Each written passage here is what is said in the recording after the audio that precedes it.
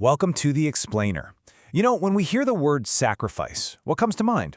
Usually it's about losing something, right? Or maybe feeling like you have to give something up. Well, what if that's not the whole story? What if the real meaning is something totally different? Today we're going to dig into that idea, going way back to some of the oldest stories out there. So, let's just ask it straight up.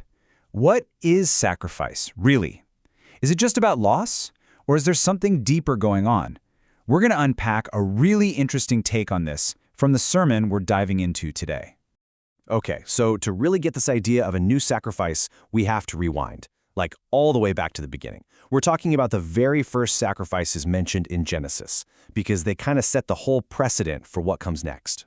And this is where things get really fascinating.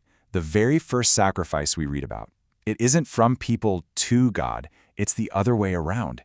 It's an act of love for people. It's presented as God, kind of like a loving parent, making a covering for Adam and Eve. It's not a transaction, you know? It's a gift given right at a moment of failure. It's a sign that, hey, this relationship isn't totally broken. Okay, now check this out. We get this massive contrast right away. You have Cain, who basically brings some leftovers, some of his produce. But then you have Abel, and he brings the best he has, the firstborn, the most valuable. And that's the whole point, right? The story isn't about the stuff. It's about the heart behind it. It's about the why. So this idea keeps building. It evolves. The next few examples we see aren't about trying to get on God's good side or appease him. Instead, sacrifice becomes a direct response to a blessing. It's just pure thanksgiving.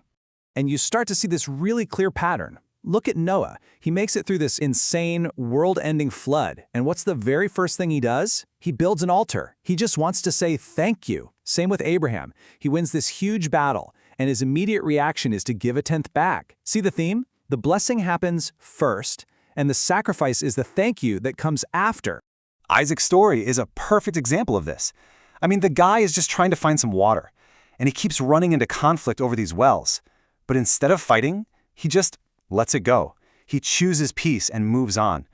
And when he finally finds a well that nobody fights him for, this place of peace, what does he do? Instantly, he builds an altar.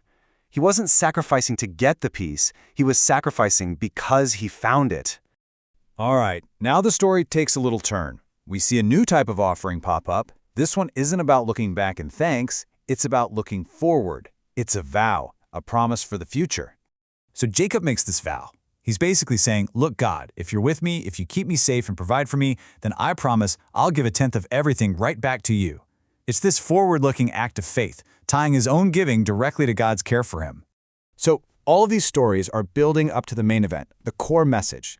And it's a total shift in focus. It's all about what's going on inside, in the heart of the person who's giving. And there's this really famous parable that just nails this point. Yeah, the prodigal son. The key here isn't the son, it's the father's reaction. Think about it. His son, who he thought was lost forever, just shows up on the horizon. Does the father demand an apology? Does he ask for some kind of repayment? Nope. His response has nothing to do with transactions. It is pure, overwhelming joy. I mean, the father's giving here is just an explosion of happiness. He calls for the best robe, a ring for his finger, new sandals, a massive feast. This has zero to do with duty or obligation. This is a party, a spontaneous celebration that's all about one thing, the pure, unfiltered joy of having his son home. And that brings us right to the heart of what this new sacrifice is all about. It's not about what you're giving, it's about why you're giving it. So let's tie it all together. You've got Abel's best lamb, Isaac's altar of thanks, the father's crazy party. What's the one thing they all have in common? The real value wasn't in the lamb or the stones or the food. It was in the spirit behind the gift, the joyful spirit.